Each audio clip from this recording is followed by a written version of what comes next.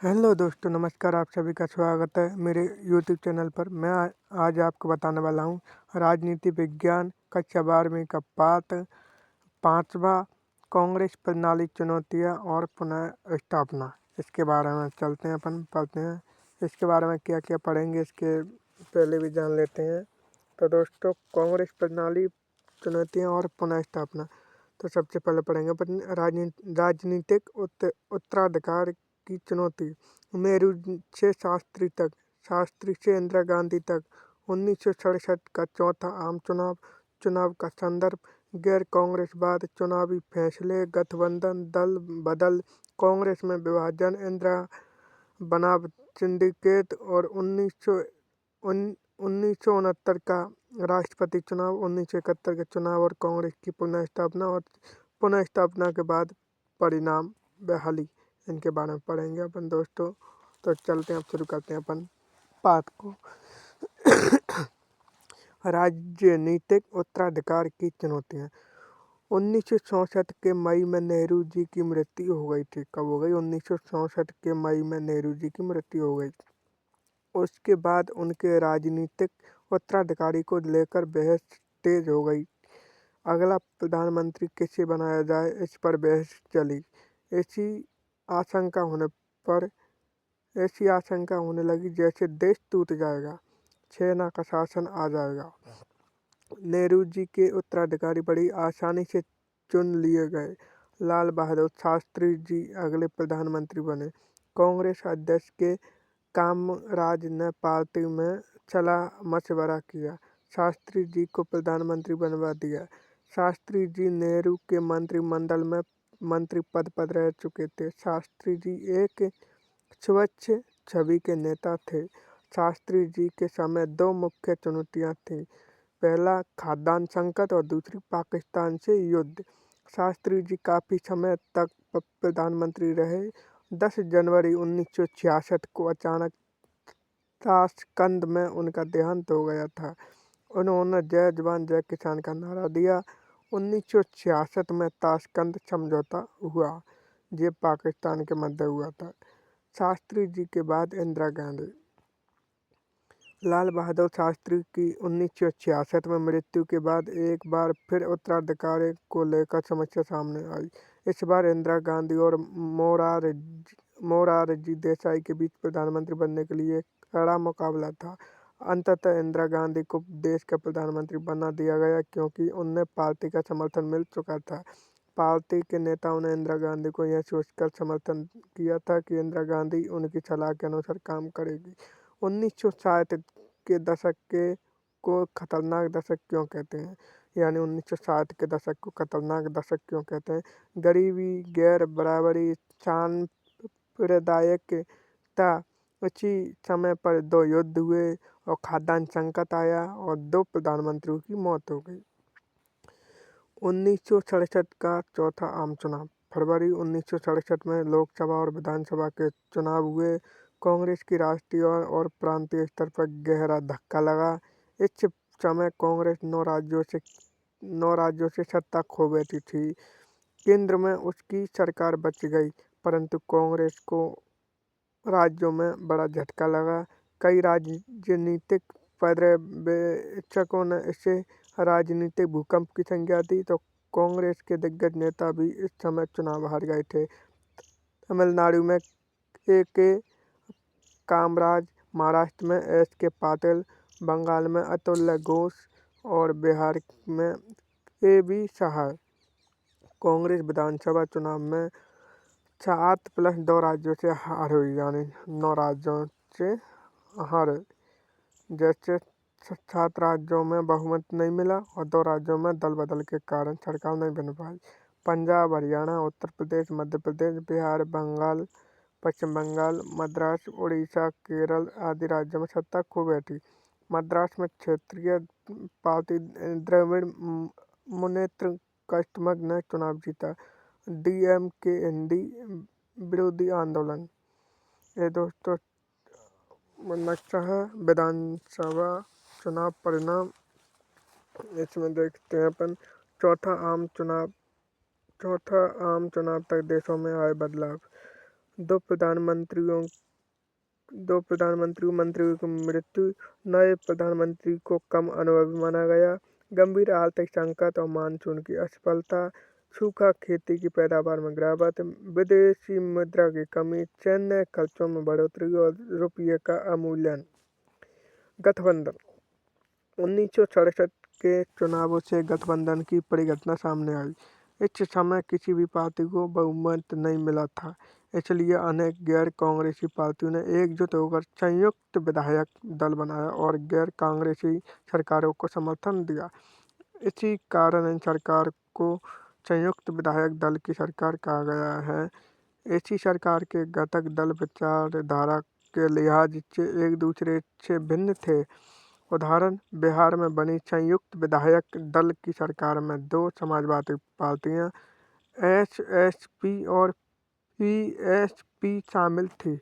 इनके साथ इस सरकार में वामपंथी सीपीआई और दक्षिणपंथी जनसंघ भी शामिल थे। पंजाब में बनी संयुक्त विधायक दल की सरकार को पॉपुलर यूनाइटेड फ्रंट की सरकार कहा गया है।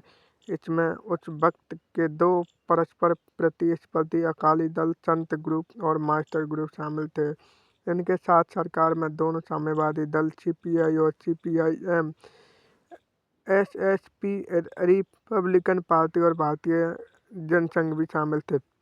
दल बदल 1967 के चुनाव से दल बदल की परिघटना सामने आई। जब कोई नेता किसी खास दल के चुनाव चिन्ह को लेकर चुनाव लड़े और चुनाव जीत जाए और चुनाव जीतने के बाद किसी दल को छोड़कर दूसरे दल में चला जाए तो इसे दल बदल कहा जाता है। हरियाणा के एक विधायक गयालाल ने एक ही पखवाड़े में 3 बार पार्टी बदली। इस घटना को आया राम गया राम के नाम से जाना जाता है।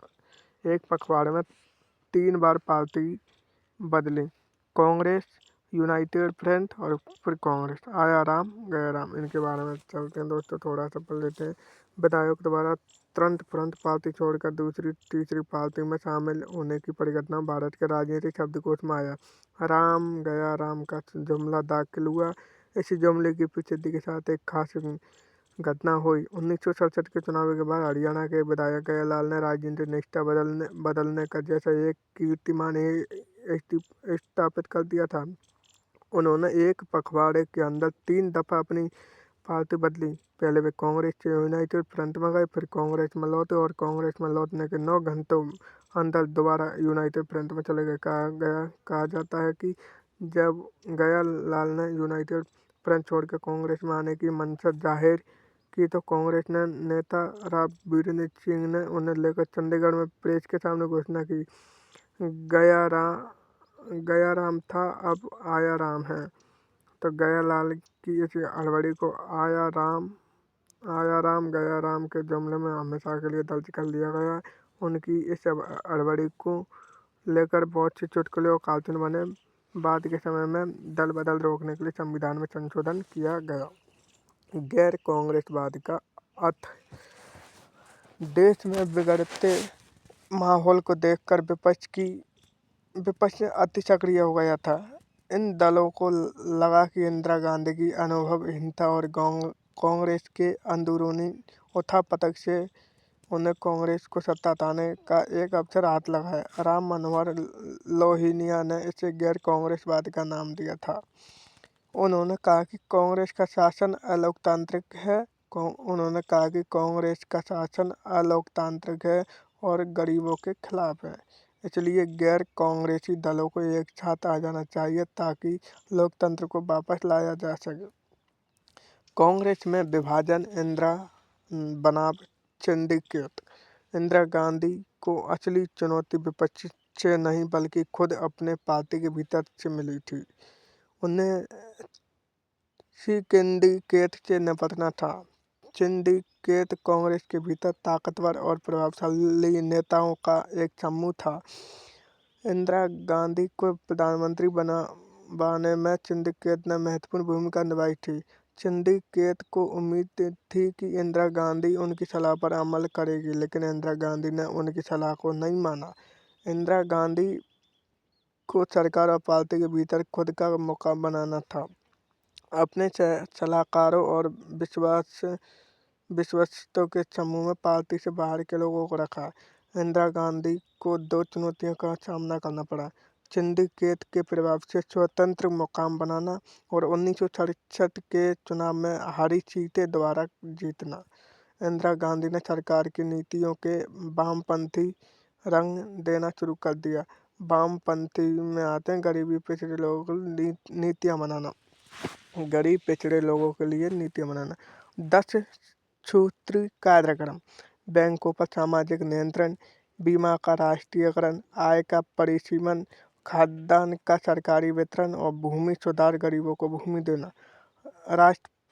राष्ट्रपति का पद का चुनाव। 1969 में राष्ट्रपति चुनाव के समय इंदिरा गांधी और सिंडिकेट के बीच गुटबाजी खुलकर सामने आ गई थी। तत्कालीन राष्ट्रीय जाकिर हुसैन की मृत्यु हो गई थी। सिंडिकेट ने लोकसभा अध्यक्षा नीलम संजीव रेड्डी को राष्ट्रपति पद के उम्मीदवार के रूप में खड़ा करने में सफलता पाई। इंदिरा गांधी और संजीव रेड्डी के बीच पहले ही अनबन थी। इंदिरा गांधी ने बीबी गिरी को बढ़ावा दिया। दोनों गुट राष्ट्रपति पद के चुनाव से अपनी ताकत आजमाना चाहते थे। कांग्रेस अध्यक्ष एस निजलिंगप्पा ने कहा, पार्टी उम्मीदवार रेड्डी को ही वोट दे। इंदिरा गांधी ने कहा, अपनी अंतरात्मा की आवाज़ पर वोट डाले। अंत में बीबी गिरी विजय हुई और यह स्वतंत्र उम्मीदवार थे।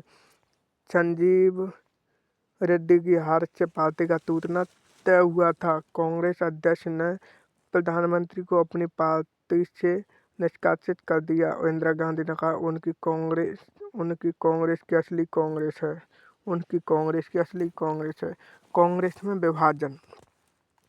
कांग्रेस भी दो प्रकार टूट गई: कांग्रेस ओ और कांग्रेस आर, यानी कांग्रेस और सिंडिकेट और कांग्रेस आर इंदिरा गांधी ने इस टूट को विचारधाराओं की लड़ाई कहा। इंदिरा गांधी ने अपनी पार्टी को गरीब लोगों की हिमायती बताया। इंदिरा गांधी ने 14 बैंकों का राष्ट्रीयकरण किया।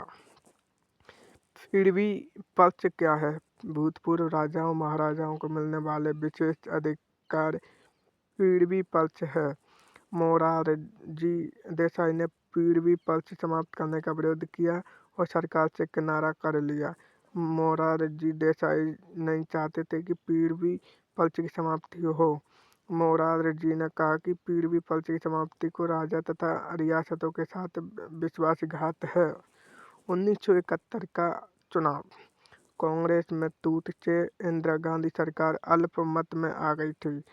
डीएमके और सीपीआई ने अपना समर्थन जारी रखा। इसी दौरान सरकार ने समाजवादी रंग दिखाने का प्रयास किया। इंदिरा गांधी ने भूमि सुधार के कानून के क्रियान्वयन के लिए अभियान चलाया। भू परिसीमन के कानून बनाए। इंदिरा गांधी ने 1970 के दिसंबर में लोकसभा भंग करने की सिफारिश की। चुनावी मुकाबला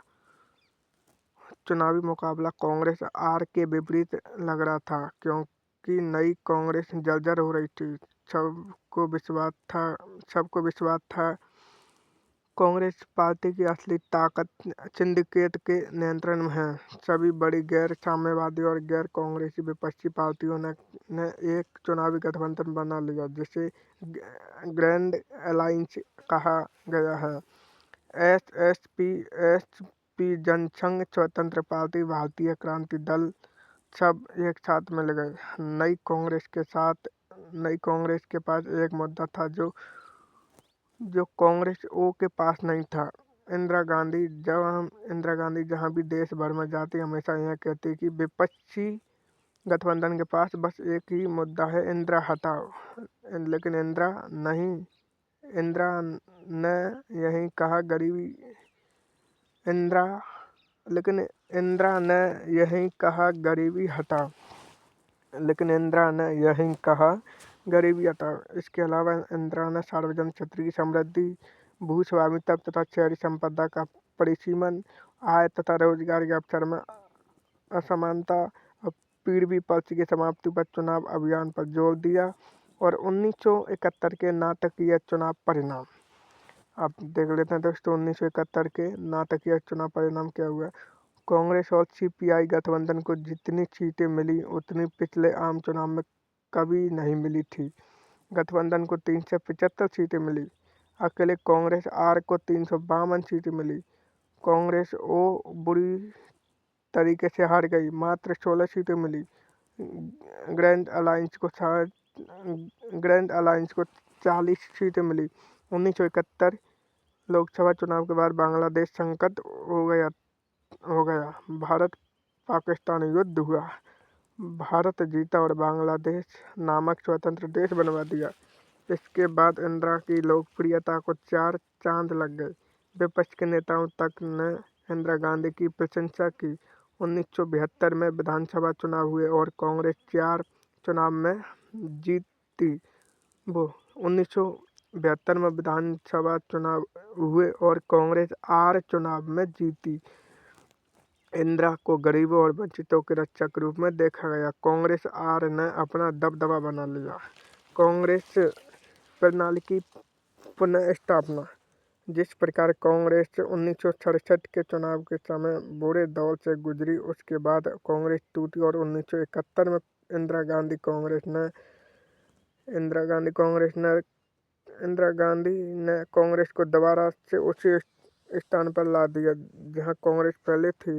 अब कांग्रेस एक व्यक्ति की लोकप्रियता पर निर्भर थी। अब इस पार्टी में अलग अलग गुट नहीं थे। यह पार्टी गरीबों, अल्पसंख्यक, महिलाओं, दलित, आदिवासी पर ज़्यादा निर्भर थी। इंदिरा गांधी ने कांग्रेस प्रणाली को पुनः स्थापित किया, लेकिन इसकी प्रकृति बदल कर। पहले कांग्रेस प्रणाली के भीतर हर तनाव और संघर्ष को पचा लेने की क्षमता थी। पहले कांग्रेस पार्टी के अंदर विभिन्न विचारधारा शामिल थी, लेकिन नई कांग्रेस में ही क्षमता नहीं थी। कांग्रेस ने इंदिरा की पकड़ बड़ी। अब कांग्रेस की प्रकृति बदल चुकी थी। धन्यवाद दोस्तों, आपका पाठ हुआ खत्म।